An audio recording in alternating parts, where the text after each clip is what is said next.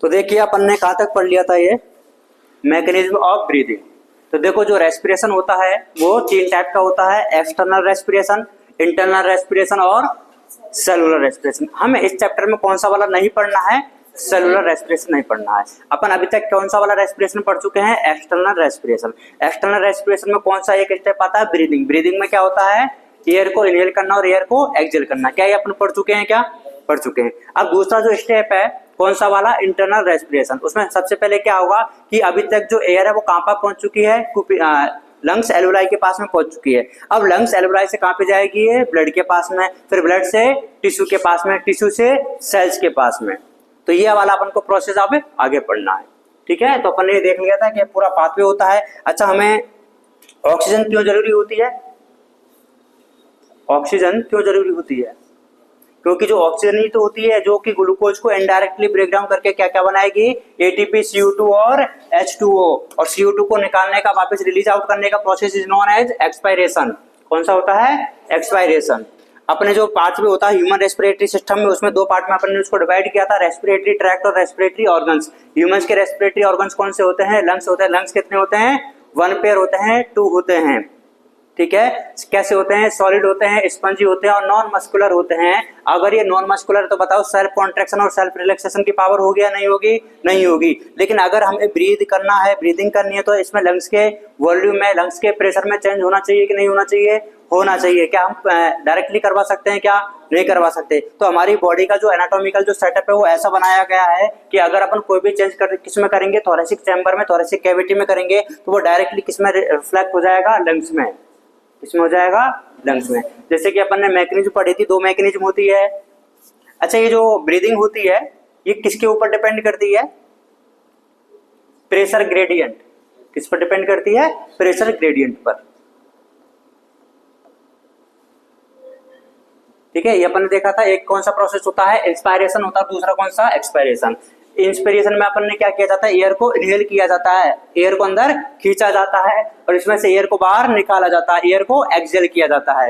ये कितने टाइम के लिए होता है, 2 सेकंड के लिए होता है। वो कितने टाइम के लिए होता है, 3 सेकंड के लिए। टोटल मिलाकर के एक ब्रीथ में कितना टाइम लगता है, 5 सेकंड लगता है।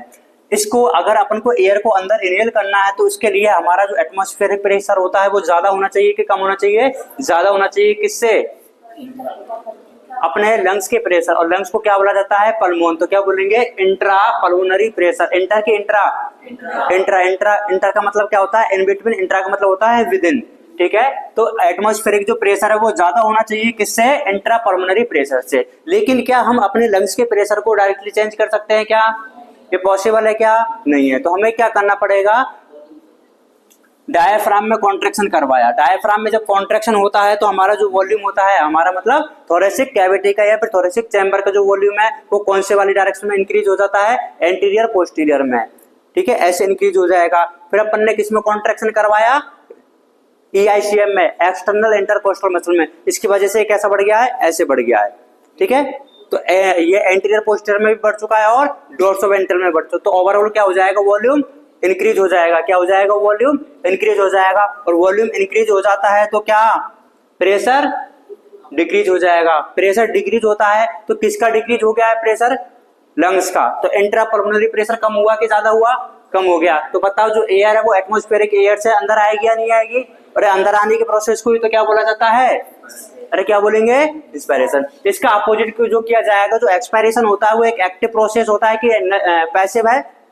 पैसिव को एनर्जी की रिक्वायरमेंट लगेगी, नहीं लगेगी। तो देखो क्या करना पड़ेगा, इसमें इंट्रा पल्मोनरी प्रेशर ज्यादा और एटमॉस्फेरिक प्रेशर कम।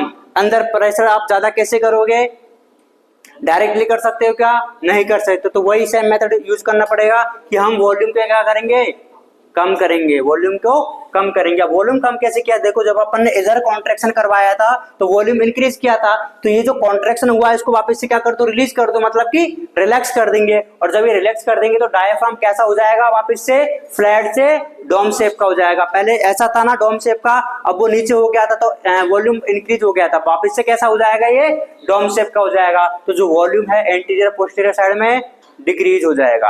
उसी के साथ में EICM में भी अपन ने क्या करवा दिया, रिलैक्स कर दिया उनको।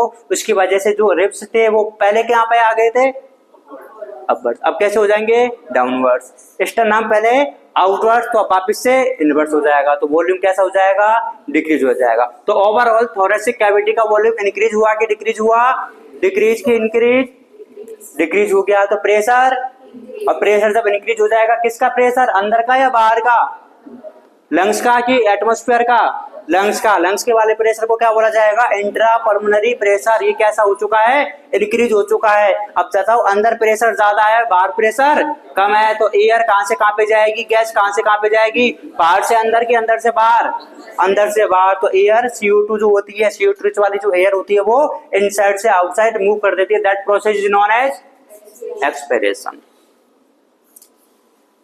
फिर अपन ने बोला था कि जो नॉर्मल इंस्पिरेशन होता है उसमें क्या करवाना पड़ेगा, कॉन्ट्रैक्शन। क्या करवाएंगे, कॉन्ट्रैक्शन। किस किस में, डायफ्राम में और EICM में। और नॉर्मल एक्सपायरेशन में रिलैक्सेशन करवाना पड़ेगा, किसमें, डायफ्राम में और EICM में। फोर्सफुल इंस्पिरेशन में क्या, इसमें कॉन्ट्रैक्शन करवाए तो इसमें और ज्यादा कॉन्ट्रैक्शन करवा देंगे, किस किस में, और फोर्सफुल एक्सपायरेशन में कॉन्ट्रैक्शन करवाना पड़ेगा, लेकिन किसमें, IICM और एब्डोमिनल मसल। अच्छा एक बात बताओ, एक जो नॉर्मल ब्रीदिंग होती है उसमें ज्यादा रोल किसका होता है, डायफ्राम का होता है कि इंटरकोस्टल मसल का होता है, डायफ्राम का होता है। इसलिए नॉर्मल ब्रीदिंग को क्या बोला जाता है, एब्डोमिनल ब्रीदिंग भी बोला जाता है। क्या बोला जाता है, normal breathing is abdominal breathing, क्योंकि इसमें ज्यादा रोल किसका होता है, डायफ्राम। अच्छा डायफ्राम बताओ इधर है कि किधर है, पोस्टीरियर साइड में है कि एंटीरियर साइड में है कि लेटरल साइड में है, डायफ्राम, डायफ्राम पोस्टीरियर में है। एंटीरियर में क्या थे, क्लेविकल बोन थी, ठीक है। अब देखो जो डायफ्राम है वो हमारी थोरेसिक कैविटी को और एब्डोमिनल कैविटी को क्या करके रखता है, सेपरेट करके रखता है। तो देखो जो नॉर्मली जो ब्रीदिंग होती है वो किसकी वजह से होती है, डायफ्राम की वजह से होती है, और इसको अपन ने क्या बोला, फिर एब्डोमिनल ब्रीदिंग बोला है। कौन सी वाली ब्रीदिंग बोला है, एब्डोमिनल। अच्छा देखो, और ये हो गया है ना फिर कैविटी। अब अगर अपन बात करते हैं, कोई एक लेडी है जो प्रेग्नेंट है, प्रेगनेंसी की कंडीशन में क्या ब्रीदिंग स्टॉप हो जाती है, क्या नहीं होती है, ब्रीदिंग होती रहती है। तो उसमें ज्यादातर कौन सी वाली ब्रीदिंग होती है, ब्रीदिंग में इंस्पायरेशन और एक्सपायरेशन दोनों ही आ जाते हैं। मैं पूछ रहा हूँ कौन सी वाली, कौन सी वाली से मेरा मतलब क्या है, थोरेसिक वाली होगी या फिर एब्डोमिनल वाली होगी, थोड़ा सोच के बताना है ना, थोरेसिक वाली होगी या फिर एब्डोमिनल होगी। देखो आपको पता होगा जब प्रेगनेंसी होती है तो बेबी का डेवलपमेंट चलता रहता है, ठीक है, एम्ब्रियो का डेवलपमेंट चलता रहता है, और वो कहीं ना कहीं इस एब्डोमिनल कैविटी वाले रीजन में ही चलेगा, ठीक है। अब अगर वो जो फीमेल है वो कौन सा वाला रेस्पिरेशन ब्रीदिंग करेगी, एब्डोमिनल करेगी, इसका मतलब जो डायफ्राम है वो नीचे मूव करेगा, और नीचे मूव करेगा तो जो ग्रोइंग फीटस है उस पर बताओ कोई डैमेज होने का चांसेस भी तो हो सकता है। अरे नीचे और भी तो ऑर्गन होते हैं ना, तो उसको जगह भी तो चाहिए होती है। वो ज्यादातर कौन सी वाली ब्रीदिंग करेगी, फिर थोरेसिक ब्रीदिंग करती है। कौन सी वाली करती है, थोरेसिक। और जो थोरेसिक ब्रीदिंग होती है वो किसकी वजह से होती है, उसको अपन थोरेसिक वाली को क्या बोल सकते हैं, फोर्सिबल ब्रीदिंग भी बोल सकते हैं। भाई अपन जो नॉर्मली कर रहे हैं वो तो कौन सी वाली होती है, एब्डोमिनल की वजह से, मतलब डायफ्राम की वजह से। और जो फोर्सिबल ब्रीदिंग होती है वो किसकी वजह से होती है, उसको अपन बोलते हैं क्या, थोरेसिक।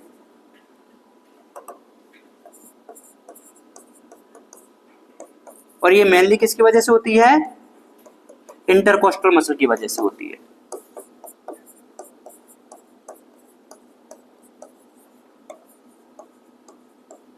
अच्छा एक बात बताओ, अभी अपन सभी कौन सा ब्रीथ कर रहे हैं, फोर्सिबल कर रहे हैं कि नॉर्मल कर रहे हैं, नॉर्मल कर रहे हैं, ठीक है।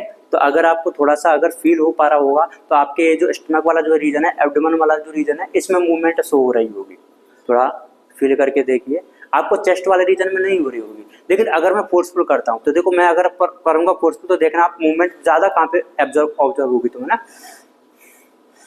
कौन से वाले में, थोरेसिक रीजन में ज्यादा होती है। तो देखो फोर्सफुल ब्रीदिंग में कौन से वाले रीजन में होती है, थोरेसिक वाले ब्रीदिंग में। नॉर्मल जो होता है एब्डोमेन में। अच्छा जब अपन रेस्ट करते रहते हैं, मतलब जब रात में सोते रहते हैं, क्या ब्रीथ करना स्टॉप कर देते हैं, क्या होती है, किसकी वजह से होती है, एब्डोमेन की वजह से होती है, क्योंकि नॉर्मल है ना, वो नॉर्मल है तो रेस्टिंग कंडीशन में होगी, वो भी किसकी वजह से होगी। तो आप देखना कभी जब रात में आप सोते रहते हो है ना, तो यहाँ टमी वाले रीजन पे हाथ रखना, ऊपर नीचे होता रहता है, क्यों, क्या, अरे थोड़ा लेट हो गए तब भी पता लग जाएगा भाई, है ना, उसमें पता लग जाता है, ठीक है। अच्छा ये बात तो कुछ कंडीशन हो गई। अगर अपन बात करते हैं कि अगर किसी को फीवर आ जाता है, आया होगा आपको भी सभी।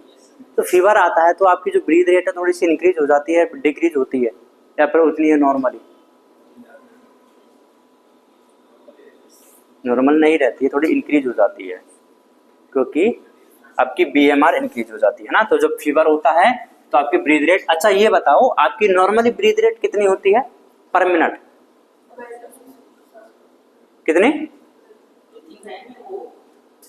Breathe rate? 12 से 16। वो 12 से 16 कैसे आती है आपको पता है? देखो अपन ने बोला था कि जो इंस्पिरेशन का होता है उसका टाइमिंग कितना होता है, 2 सेकंड, और इसका कितना है, तो टोटल मिलाकर के एक ब्रीथ हो गया है। एक ब्रीथ में टाइम कितना लग रहा है, 5 सेकंड लग रहा है, और एक मिनट में कितनी सेकंड होती है, 60 सेकंड होती है। तो ये एवरेज कितना आ जाता है? अरे ऐसा तुम नहीं सुनते हो, एक खेत के लिए इतने लेबर लगेगी। तो देखो अगर 5 सेकंड में एक ब्रीथ हो रही है तो बताइए 60 सेकंड में कितनी ब्रीथ होगी? 12 ब्रीथ होगी ना। ठीक है, अब अपन कोई भी फोर्सफुल भी तो कर सकता है, ये तो नॉर्मल वाला पता है, कोई फोर्सफुल कर सकता है तो अपन उसको कितना लिखेंगे, 12 से 16 ब्रीथ पर मिनट की पर मिनट। तो ये ऐसे निकाला जाता है। ठीक है, अच्छा जो छोटे बच्चे होते हैं, छोटे बच्चे जो होते हैं उनमें जो ब्रीथ रेट है वो कम होती है कि ज्यादा होती है? क्या अभी तुम्हें पता कैसे लगेगा, है ना? पर मैं बता देता हूँ, जो छोटे बच्चे होते हैं वो आपको पता होगा वो उछल कूद करते रहते हैं, तो उनका जो BMR होता है वो ज्यादा होता है, और जितना ज्यादा BMR उतनी ही ज्यादा ब्रीथ रेट होती है ना। तो जो बच्चे होते हैं ना, छोटे छोटे बच्चे होते हैं, जब भी आप छोटे बच्चे होंगे बहुत शरारत करते थे, उस टाइम पे क्या होता है, ब्रीथ रेट हाई रहती है। तो ये कौन सा नॉर्मल प्रोसेस होता है, किसके लिए, ब्रीदिंग का होता है। ठीक है, अब अपन बात करते हैं, देखो इसमें कुछ रेस्पिरेटरी वॉल्यूम्स और कुछ रेस्पिरेटरी कैपेसिटीज आती है। क्या क्या चीज आती है? Respiratory volume,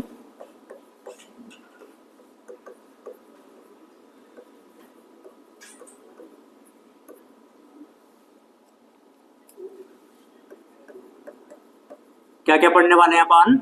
respiratory volumes and capacity.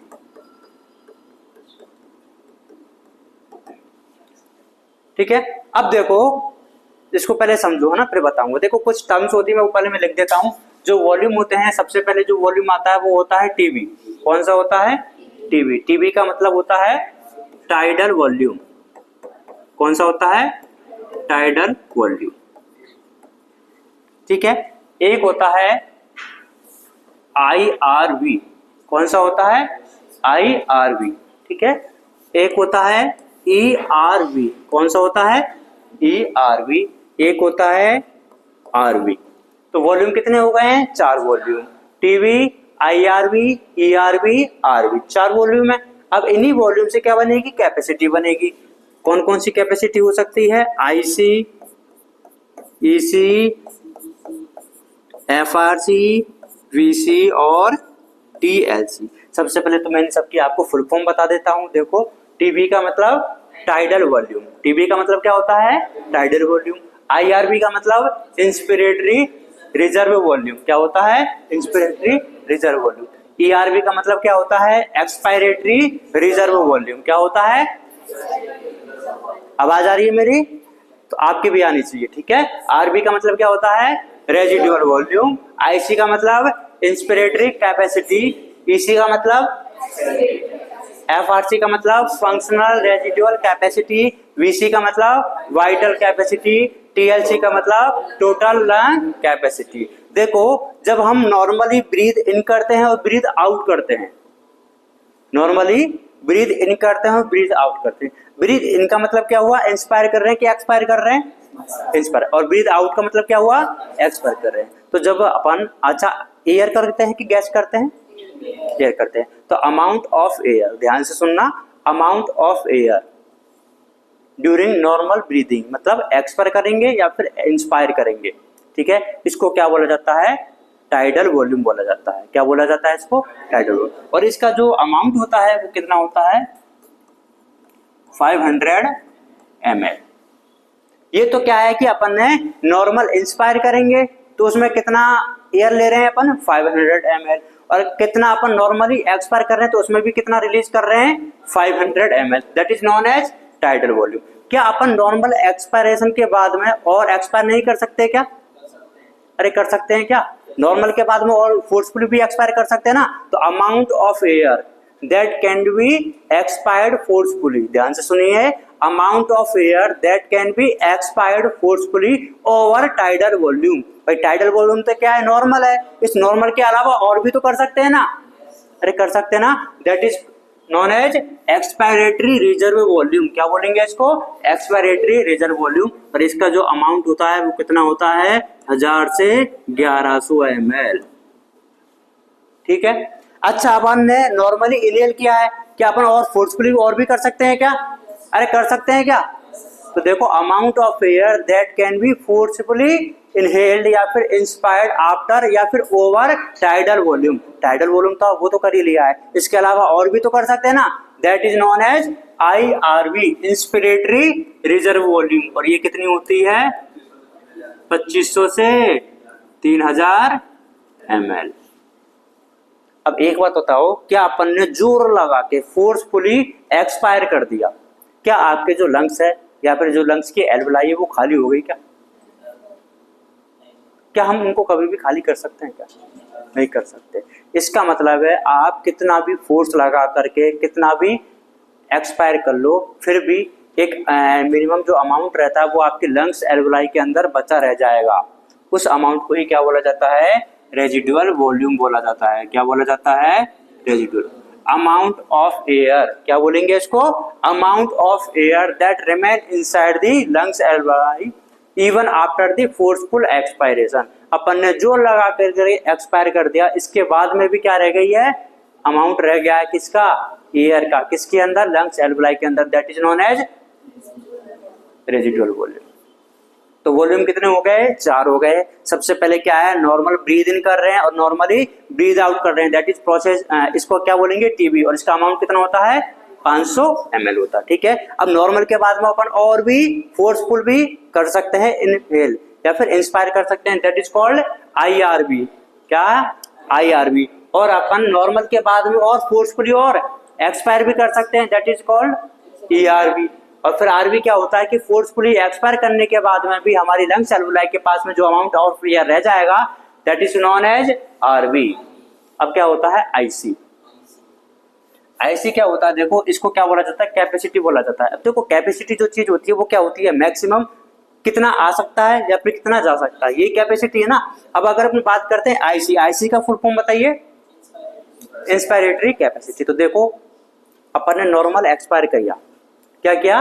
Normally expire किया, उसके बाद में अपन टोटल फोर्सफुल कितना इनहेल कर सकते हैं, कितना इंस्पायर कर सकते हैं। तो देखो पहले मैंने क्या कर दिया? नॉर्मली एक्सपायर कर दिया। अब उसके बाद में मैं पहले तो क्या करूंगा? नॉर्मली इनहेल करूंगा। तो उसमें तो क्या आ जाएगा? टीबी आ जाएगा ना पहले तो। भाई नॉर्मली मैंने इंस्पायर किया, वो तो कौन सा हो गया? टीबी। अब क्या मैं टीबी के अलावा और भी कर सकता हूँ क्या? अरे कर लूंगा क्या? अरे बोलना भाई, कर लूँ क्या? ठीक है, करूंगा तो बताओ कौन सा करूंगा? IRV के ERV? अरे झूठ तो नहीं बोल रहे हो? IRV। ठीक है, तो इसका अपन IC को क्या बोलेंगे? Amount of air that can be inhaled और inspired over the normal expiration. भाई नॉर्मल या फिर ओवर, क्या आफ्टर लगाएंगे? आफ्टर ठीक रहेगा। आफ्टर नॉर्मल एक्सपायर कर लिया अपन ने, उसके बाद में अपन टोटल अमाउंट ऑफ एयर कितना इनहेल कर सकते हैं या फिर इंस्पायर कर सकते हैं। तो सबसे पहले तो अपन क्या करेंगे? नॉर्मल इंस्पायर करेंगे, उसके बाद में फिर फोर्सफुल एक्सपायर करेंगे। ठीक है। नेक्स्ट होता है EC। EC क्या होता है? EC मतलब एक्सपायरेटरी कैपेसिटी। इसमें क्या करेंगे? नॉर्मल इंस्पायर करने के बाद में, क्या करने के बाद में? नॉर्मली इंस्पायर करने के बाद में कितना आप मैक्सिमम एक्सपायर कर सकते हो। तो देखो नॉर्मली इंस्पायर कर लिया है, पहले तो क्या करूंगा? नॉर्मली एक्सपायर करूंगा, उसमें क्या आ जाएगा? टीबी आ जाएगा। उसके बाद में मैं फोर्सफुल भी तो कर सकता हूँ ना एक्सपायर। अरे फोर्सफुल एक्सपायरेशन करने में कौन सा आएगा बताइए? ERV। तो TV plus ERV is known as EC। क्या बोलेंगे? EC। अब आते हैं कौन से? FRC। FRC का मतलब क्या होता है? फंक्शनल रेजिडुअल कैपेसिटी, इसका ध्यान से। अच्छा, आरबी का मतलब बताएगा। आरबी का मतलब क्या होता है? Amount of air that remain inside the lungs alveoli even after the forceful expiration. Forceful expiration करने के बाद में भी हमारी लंग्स एल्वेलाई के अंदर जो अमाउंट ऑफ एयर रह जाता है दैट इज कॉल्ड आरबी। ध्यान से सुना है ना आपने मैंने क्या बोला है? एक बार और बता देता हूं, ये जो मैं बोल रहा हूं उनको ध्यान से सुनना।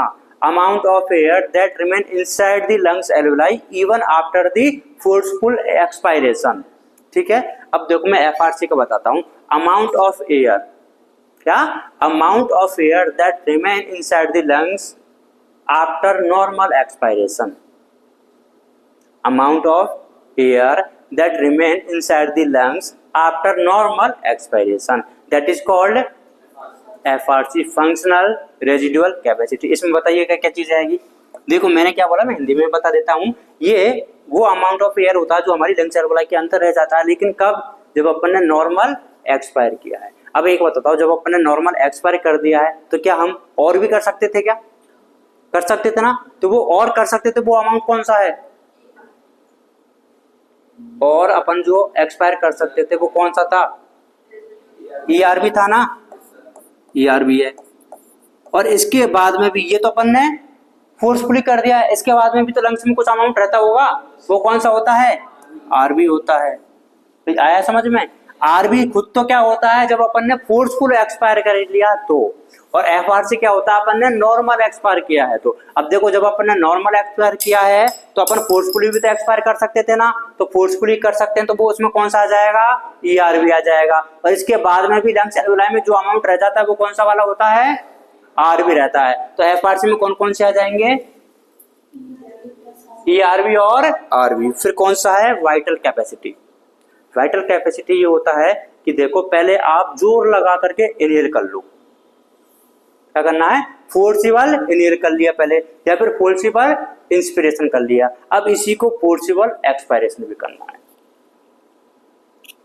एक तो क्या आ जाती है? Amount of air that can be forcefully inhaled after forcefully expiration. तो देखो अपन इसको कैसे भी पढ़ सकते हैं कि मतलब पहले आप जोर लगा करके या फिर फोर्स लगा करके पहले इनहेल कर लो, अब इसको फोर्स लगा करके निकालना। या फिर ऐसे भी बोल सकते हैं कि पहले आपने फोर्स लगा करके एयर को एक्सहेल कर दिया, अब इसको फोर्स लगा करके वापस से इनहेल कर लो। तो दोनों ही डेफिनेशन क्या है? सही है। तो देखो दोनों से अपन इसको करके देखते हैं। वाइटल कैपेसिटी का मतलब क्या होता है कि पहले अपन कौन से वाले से? पहले अपन ने क्या किया? फोर्सफुली इनहेल किया। तो फोर्सफुली इनहेल वाला कौन सा आ जाएगा बताइए?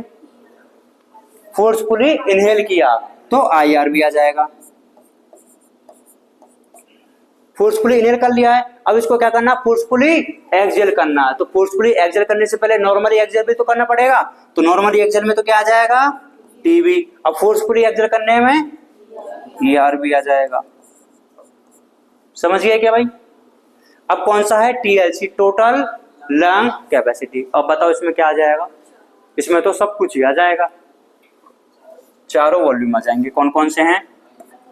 TB plus ERV plus RV. समझ गए क्या? तो वॉल्यूम कितने हैं? 4 है। कौन कौन से? टीबी। देखो अभी अपन इसको नॉर्मल अपन करके भी देखेंगे। अभी आप सभी लोग क्या कर रहे हैं? नॉर्मल इंस्पायर कर रहे हैं, नॉर्मल एक्सपायर कर रहे हैं। मतलब अभी हम सब क्या कर रहे हैं? टीबी कर रहे हैं। क्या कर रहे हैं? टीबी कर रहे हैं। अब सभी जोर लगा करके इनहेल करिए। कर पा रहे हैं क्या? ये अपन ने क्या किया है? आईआरबी किया है। मतलब कि amount of air that can B forcible या फिर फोर्सफुली इनहेल्ड और inspired over tidal volume. Tidal volume के बाद में कितनी amount of air upon forcefully मतलब फोर्स लगा करके इनहेल कर सकते हैं, that is called IRB, inspiratory reserve volume. ठीक है। अब अपन नॉर्मली क्या कर रहे हैं? एक्सहेल भी तो कर रहे हैं, तो वो भी क्या कर रहे हैं? अपन टीबी कर रहे हैं। क्या अपन अब फोर्स लगा करके और एक्स्ट्रा निकाल सकते हैं क्या? एयर निकाल दिया तो ये क्या हो जाता है? ERV, expiratory reserve volume. क्या? Expiratory reserve volume. अब देखो आईसी क्या होता है? Amount of air. अच्छा आईसी अपन जो देखेंगे ना, amount of air that can be forcefully या फिर टोटल अमाउंट है तो कोई कैपेसिटी है, तो नॉर्मल वाला भी आएगा इसमें और फोर्सफुल वाला भी आएगा। तो amount of air that can be inspired over या फिर after normal expiration. Normal expiration के बाद में टोटल अपन कितना इंस्पायर कर सकते हैं। तो पहले तो क्या करेंगे, टीबी करेंगे, उसके बाद में आईआरबी करेंगे, उसके बाद में कौन सा है, ईसी एक्सपायरेटरी कैपेसिटी। तो इसमें अपन क्या बोलेंगे, amount of air that can B expired after normal inspiration. पहले नॉर्मली इंस्पायर कर लीजिए, उसके बाद में उसको फोर्सफुली एक्सपायर कर देंगे। तो कैसा आ जाएगा, पहले तो टीबी करेंगे, टीबी में क्या है, नॉर्मली एक्सपायरेशन, उसके बाद में फोर्सफुली एक्सपायरेशन। तो क्या आ जाएगा, टीबी प्लस ईआरबी। और फंक्शनल रेजिड्यू आरबी क्या होता है, amount of air that remain inside the lungs even after forceful expiration. आपने फोर्सफुल एक्सपायरेशन भी कर लिया, उसके बाद में भी लंग्स में जो बचा हुआ रह जाता है, दैट इज कॉल्ड आरबी। और एफआरसी क्या होता है, amount of air that remain inside the lungs after normal expiration. तो नॉर्मल के बाद में आप फोर्सफुली भी तो कर सकते थे, तो ईआरबी आ जाएगा। और फोर्सफुल कर लिया फिर भी कौन सा रह जाएगा, आरबी रह जाएगा। तो ईआरबी प्लस आरबी। और वीसी में क्या जाता है, फोर्सफुली इनहेल करने के बाद में फोर्सफुली एक्सहेल किया। तो फोर्सफुली पहले क्या करना पड़ेगा, इनहेल किया तो आईआरबी आ गया, फिर फोर्सफुली क्या करना पड़ेगा, एक्सहेल। तो फोर्सफुली से पहले नॉर्मल वाला भी तो करूंगा ना, तो नॉर्मल वाला किया, फिर अपन ने, क्लियर है क्या भाई, किसी का डाउट है तो अभी बता दो। हेलो, सुन रहा है ना तू, बोल रहा हूं मैं। इधर देख, वापस से इसको अपन ग्राफ बनाते हैं। अच्छा, इसका जो इंस्ट्रूमेंट होता है ना, इसको मेजर करने के लिए, वो होता है स्पायरोमीटर। क्या होता है, स्पायरोमीटर। और इस स्पायरोमीटर को जो मेजर करने के बाद में जो ग्राफ हमें मिलता है, उसको बोला जाता है स्पायरोग्राम। आपने ईसीजी का नाम सुना है, ईसीजी, इलेक्ट्रोकार्डियोग्राफ, इलेक्ट्रोकार्डियोग्राम। जो मशीन है उसको क्या बोला जाता है, ग्राफ बोला जाता है, और जो ग्राफ को ग्राम बोला जाता है। वैसे सिस्टम इसमें होता है, जो ग्राफ होता है उसको क्या बोलेंगे, ग्राम बोलेंगे। तो ग्राफ हमें जो मिलेगा उसको क्या बोलेंगे, स्पायरोग्राम, ग्राफ नहीं बोलेंगे, ठीक है। तो देखो, पहले सबसे पहले अपन बात करते हैं कौन सा है, ये टीबी है।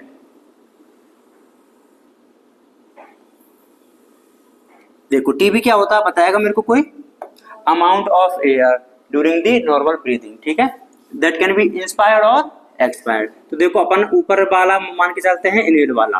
तो ये अमाउंट ऑफ एयर हो गया कि अपन ने 500 ml को इनहेल किया है, और अपन 500 ml को क्या कर सकते हैं, एक्सहेल कर सकते हैं, दैट इज टीबी।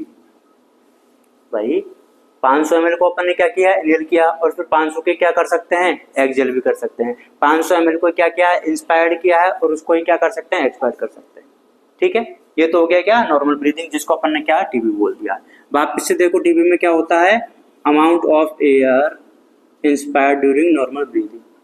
अब क्या मैं इसके अलावा और इंस्पायर्ड कर सकता हूं क्या, नॉर्मल के अलावा, उसको अपन और भी इनहेल कर सकते हैं, that is known as IRV. तो ये यहां से यहां तक का क्या हो जाएगा, ये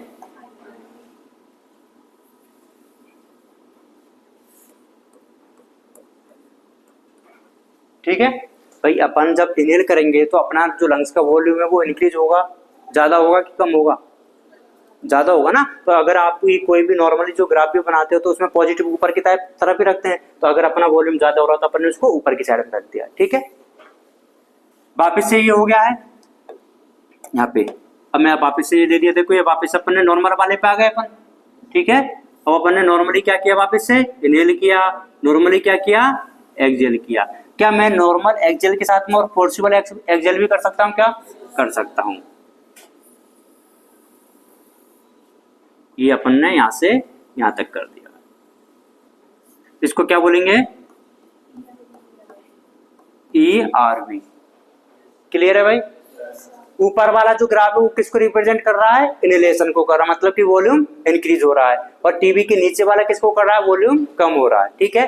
अब अपन ने बताओ, हमारी जो लंग्स है, अपन ने फोर्सिबल क्या कर लिया है, एक्सपायर कर दिया। उसके बाद में भी लंग्स में कोई अमाउंट रहेगा क्या, उस अमाउंट को क्या बोलेंगे, आरबी बोलेंगे, ठीक है। अभी तो रिमेनिंग अमाउंट है, तो इसमें अपन कुछ भी मेजर नहीं कर सकते, तो इसको अपन ने क्या बोल दिया है, आरबी बोल दिया। तो देखो वॉल्यूम कितने थे अपने पास में, 4 वॉल्यूम थे, कौन कौन से, टीबी, आईआरबी, ईआरबी और आरबी। अब अपन बात करते हैं कि इसकी कैपेसिटी की। पहली कैपेसिटी है वो कौन सी है, आईसी है। आईसी क्या होता है, amount of air that can be inspired forcefully over या फिर आफ्टर नॉर्मल एक्सपायरेशन। तो देखो नॉर्मली अपन ने क्या कर लिया, यहाँ पे एक्सपायर कर लिया है। इसके बाद में पहले तो अपन ने टीबी को इनहेल किया है, उसके बाद में आईआरबी को इनहेल किया है। ठीक है, तो ये दोनों को मिलाकर के अपन क्या बोल देंगे, आईसी।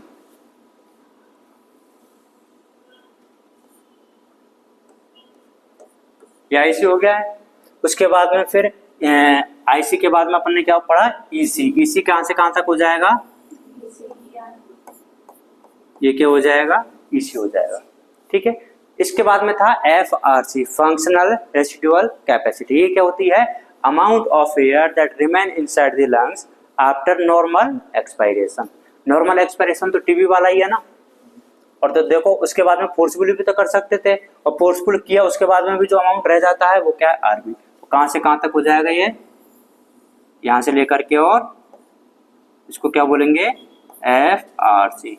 अरे ये बातें समझ में तो आ रही है ना भाई। उसके बाद में है वाइटल कैपेसिटी। वाइटल कैपेसिटी क्या है, फोर्सफुल इनहेल किया उसके बाद में फोर्सफुल एक्सहेल कर दिया। तो फोर्सफुल इनहेल किया उसके बाद में फोर्सफुल एक्सहेल कर दिया। तो देखो फोर्सफुल इनहेल तो यहाँ पे आ जाएगा, ये पूरा यहाँ पे क्या कर लिया, फोर्सफुल इनहेल कर लिया, ये लो। उसके बाद में अपन ने नॉर्मली क्या कर दिया, उसको एक्सपायर कर दिया, और उसके बाद में फोर्सफुल भी एक्सपायर कर दिया। तो ये यहाँ से लेकर के यहाँ तक क्या आ जाता है, वाइटल कैपेसिटी आ जाता है। अब इन सबको मिला करके ही, पूरे को मिला करके क्या बोल देते हैं, टोटल लंग कैपेसिटी, टीएलसी। आया समझ में, किसी को कोई दिक्कत नहीं है, दिक्कत और सोच लो एक बार, नहीं है तो टीबी क्या होता है, टीबी क्या होता है, नॉर्मल। क्या normal, amount of air that can be inspired और expired during normal breathing is called TV. ठीक है, अब इनको अपन डेफिनेशन भी लिखनी है इसकी। सबसे पहले कौन सी लिखेंगे, टीबी की लिखते हैं। बताते जाइए, तुम्हें बता ही दिया मैंने कई बार। अमाउंट ऑफ एयर, अच्छा ये बताओ, ये मतलब इनहेल और एक्सहेल दोनों का ऐड करना होता है कि एक्सहेल और इनहेल अलग अलग है, अलग अलग है। ऐसा नहीं है कि इनहेल किया फिर एक्सहेल किया तो टोटल मिलाकर के 500 नहीं है, एक्सहेल और इनहेल दोनों का अलग अलग से 500। Amount of air that can inspired और एक्सपायर्ड, अगर दोनों को ऐड करना होता तो मैं यहाँ पे और की जगह क्या लगाता, एंड लगाता। ठीक है, इंस्पायर्ड और एक्सपायर्ड ड्यूरिंग, बोलो ना, नॉर्मल ब्रीदिंग। अच्छा यहाँ पे ब्रीदिंग यूज करूँ कि रेस्पिरेशन, ब्रीदिंग है ना। इनहेल और एक्सहेल तो किस में आते हैं, फर्स्ट स्टेप एक्सटर्नल रेस्पिरेशन में आता है, ब्रीदिंग में। ये तो हो गया टीबी। टीबी का अमाउंट बोल दो भाई, 500 ml। अच्छा ये जो 500 ml है ये पर ब्रीद है कि पर मिनट है, सोच के बोलना, पर ब्रीद है। अब 1 मिनट का बताओ फिर मेरे को ऐसा। देखो एक ब्रीथ में कितना है, 500 ml है, और अपन 1 मिनट में कितनी ब्रीथ लेते हैं, 12 to 16। तो इसको मल्टीप्लाई कर देंगे ना तो कितना आ जाएगा, से ml या लीटर, ml पर मिनट। ठीक है, तो 1 मिनट में कितना volume of air inhale exhale करते हैं अपन, 6000 to 8000। ये है फर्स्ट वाला टीबी। टीबी के बाद में नेक्स्ट बोलिए आईआरबी। हाँ आईआरबी बताओ भाई, पहले तो इसका फुल फॉर्म भी लिख लो। हाँ आईआरबी बताओ तुम। Amount of air that can be inspired forcible after normal over tidal volume. ठीक है, टाइडल वॉल्यूम के अलावा amount of air that can be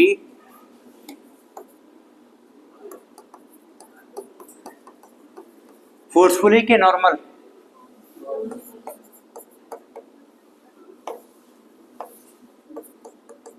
forcible over tidal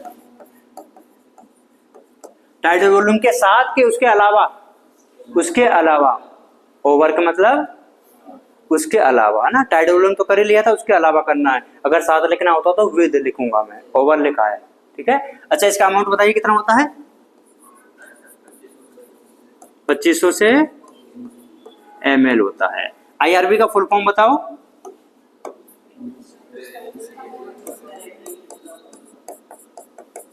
inspiratory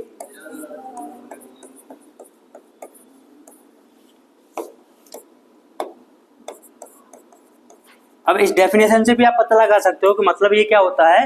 एक रिजर्व वॉल्यूम रहता है जिसको अपन कब यूज करेंगे? इंस्पिरेशन से।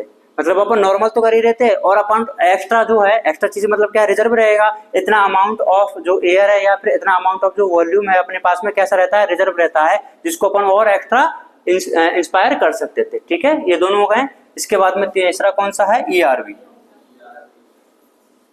ERV का पहले फुल फॉर्म बताएंगे। एक्सपिरेटरी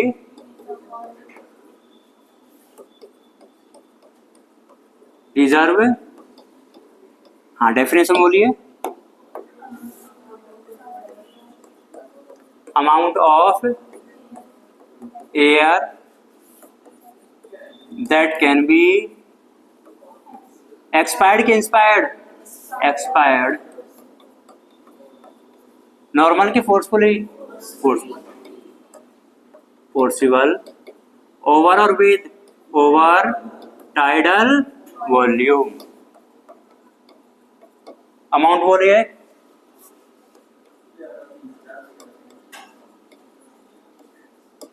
ml होता है। ERV के बाद में बताइए RV। RV बोले तो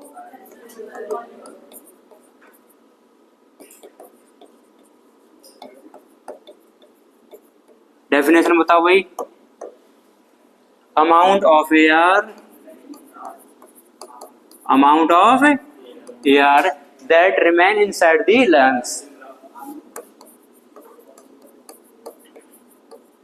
that remains inside the lungs कब? आफ्टर नॉर्मल या फोर्सफुल? Forcible expiration. अपन ने फोर्स लगा करके एक्सपायर कर लिया है, उसके बाद में भी कुछ अमाउंट जो लंग्स एल्वुलाई में रह जाएगा उसी को क्या बोला जाएगा? RV। और इसका अमाउंट बोलिए 1200 ml होता है। यहाँ तक कोई दिक्कत है क्या? TB हो चुका है, ERV हो चुका है, IRV हो चुका है और RV हो चुका है। चार, 16 नहीं है ना। हाँ अब कौन सी बात करेंगे? कैपेसिटी। सबसे पहले कैपेसिटी कौन सी है? IC का मतलब इंस्पिरेटरी या फिर इंस्पायरेटरी कैपेसिटी। हाँ क्या होता है ये बताओ। Amount of air that can be inspired after normal expiration. Normal expire करेंगे उसके बाद में टोटल कितना इंस्पायर कर सकते हैं। आया क्या समझ में? Amount of air that can be inspired after normal expiration. अब देखो ना, तो मैंने यहाँ पे क्या लिखा है? नॉर्मल लिखा है, ना ही फोर्सफुल लिखा है। तो अपन कैपेसिटी का मतलब टोटल जितने भी तरीके से अपन कर सकते हैं। तो इसमें क्या आ जाएगा? IC में बताइए। IC में पहले तो क्या आ जाएगा? TB के बाद में IRV। अच्छा TB का अमाउंट बोलो 500 और IRV का 2500 से 3000। तो IC का कितना हो जाएगा भाई? बोलो भाई। 3000 से 3500 ml या लीटर? ml हो जाता है। IC क्लियर है? अब IC को देखते हुए थोड़ा सा चेंज करना है और हमें किसकी डेफिनेशन मिल जाएगी? EC। EC का मतलब एक्सपायरेटरी कैपेसिटी। बताइए डेफिनेशन क्या होगी? अमाउंट ऑफ एयर, ऊपर वाले देखते जाओ बस, जो भी जहाँ पे चेंज करना वो बता दो। Amount of air that can B, तुम बोल रहे हो वही लिख रहा हूँ, गलत मत बोल देना। Expired after a normal inspiration. सही लिखी है क्या? और देख लो एक बार,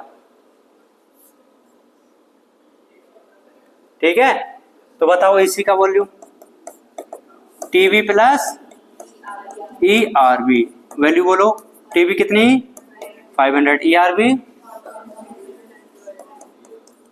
ऐड करिए।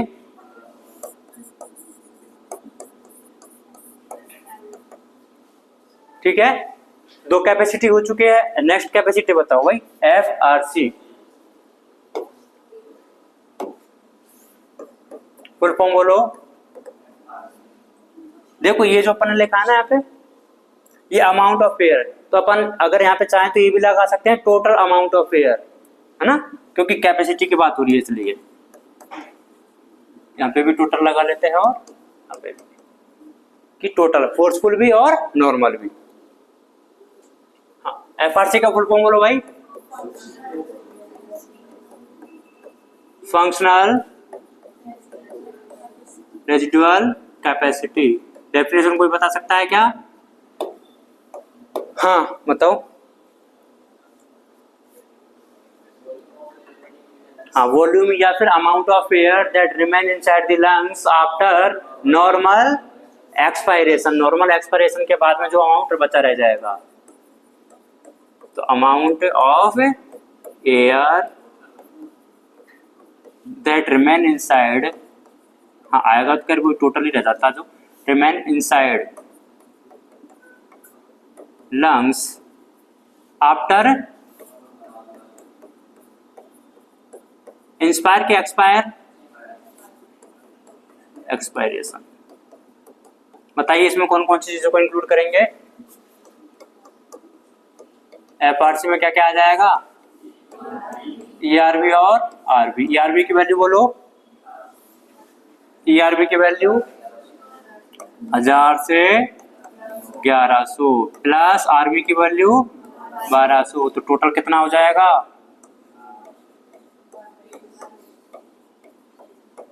इतना हो जाएगा ना। ठीक है, इनका भी अभी काम आएगा ना। एफआरसी के बाद में बोलिए वाइटल कैपेसिटी। हाँ डेफिनेशन बताओ भाई।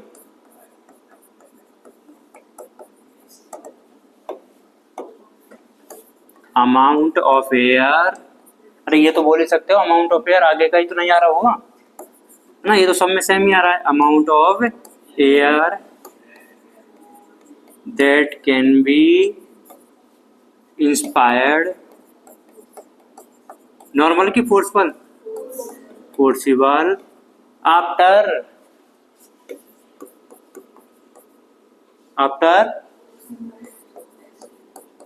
Forcible expiration. एक तो डेफिनेशन ये हो जाती है, दूसरी डेफिनेशन बोलो।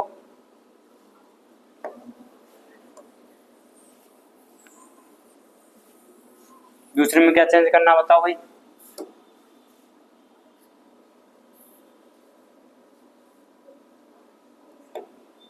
Amount of air that can B expired forcible after inspiration. ठीक है, क्या क्या इंक्लूड करेंगे इसमें बताइए।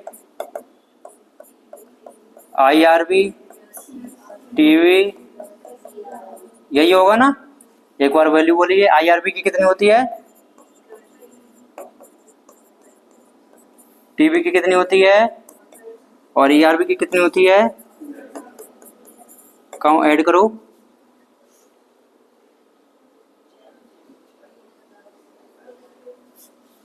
कितना हो जाएगा?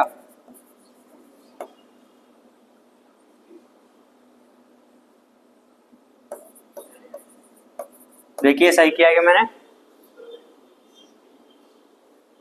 सही है ना। 2500 और 500, 3000, 3000 और 1000, 4000 और 3000 और 500, 3500 और 1100, 4000। ओके, विषय हो गया। इसके बाद में कौन सा बच गया है, टीएलसी, टोटल लंग्स कैपेसिटी। ये क्या होता है,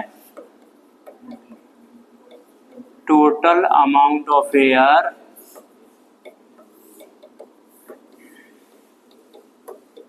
that can be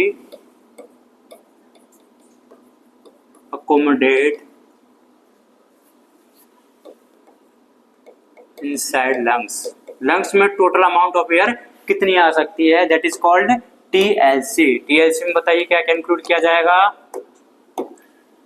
आईआरबी आएगा कि नहीं आएगा, आएगा। टीबी, ईआरबी आएगा कि, और आरबी।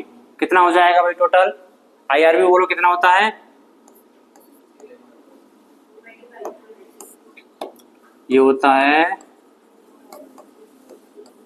ठीक है। ये हो गया है टीबी, ईआरबी बोलो और आरबी बोलो, काउंट करेंगे, सही बताना भाई।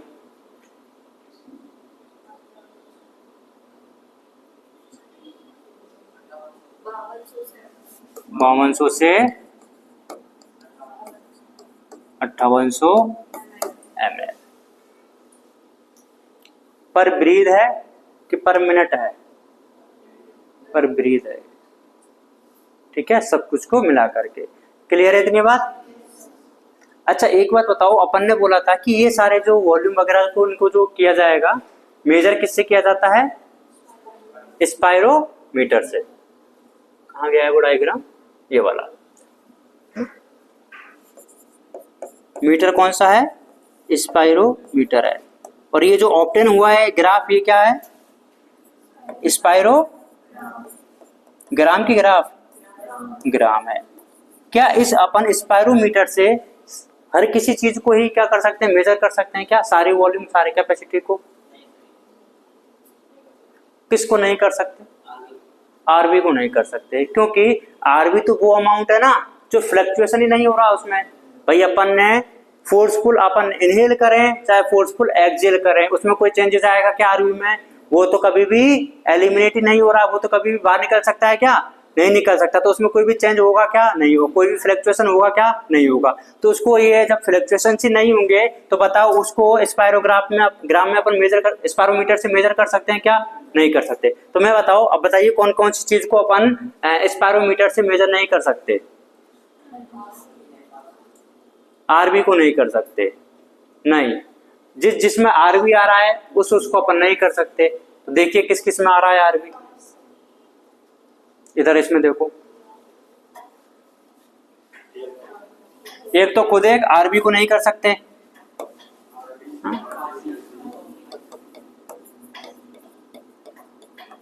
कांट मेजर बाय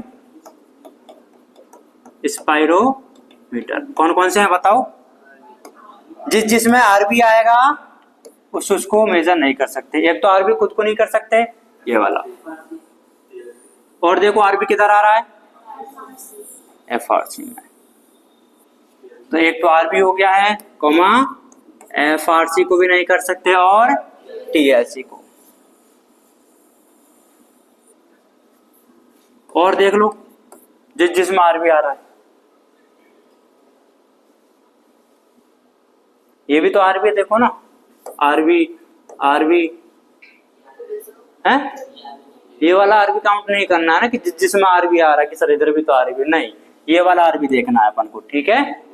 तो ये हो जाता है क्या, रेस्पिरेटरी वॉल्यूम है, रेस्पिरेटरी कैपेसिटी। क्लियर है सबको भाई, कोई डाउट, करिए इसको नोट।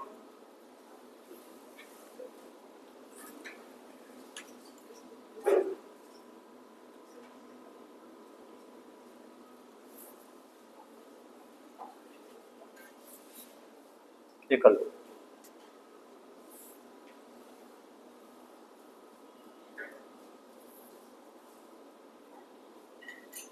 भाई क्लियर हो गया ना सबको।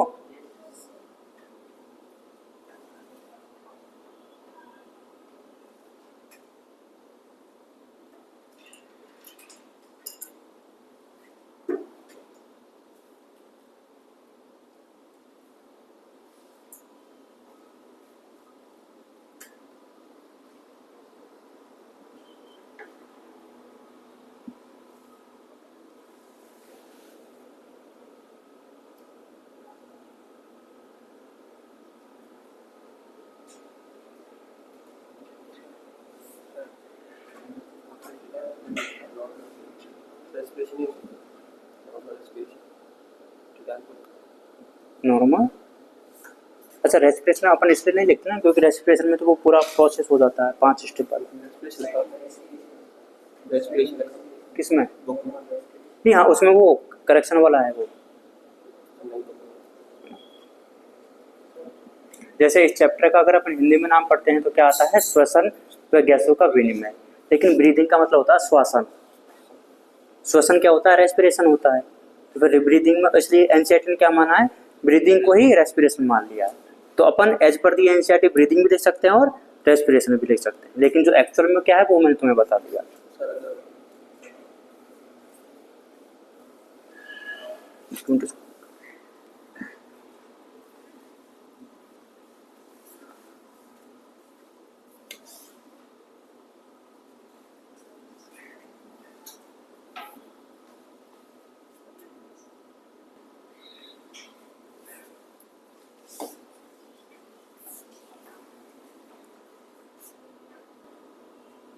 हो गया।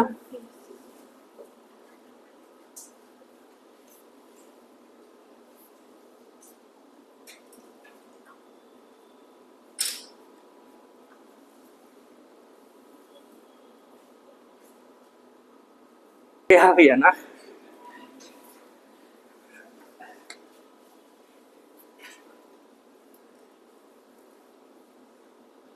ये टाइटल वॉल्यूम इसके लिए ही है ना, अलग अलग से मत लिख देना है कि इसके सामने वो लिख दो।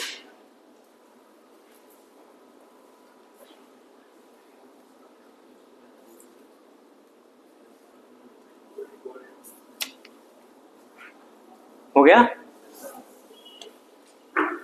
ना, सोने में और सोते रहने में डिफरेंस होता है ना।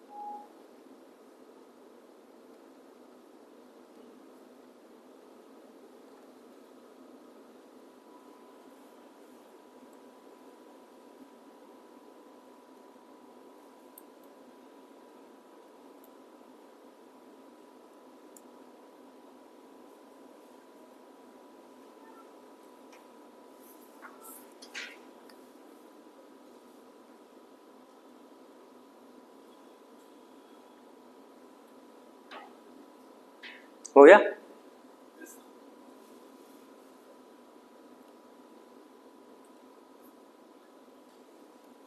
घर पे जाके वही पढ़ा करो इसको, है ना। जितनी बार रिवीजन करोगे उतनी बार ये अच्छे से याद होगा।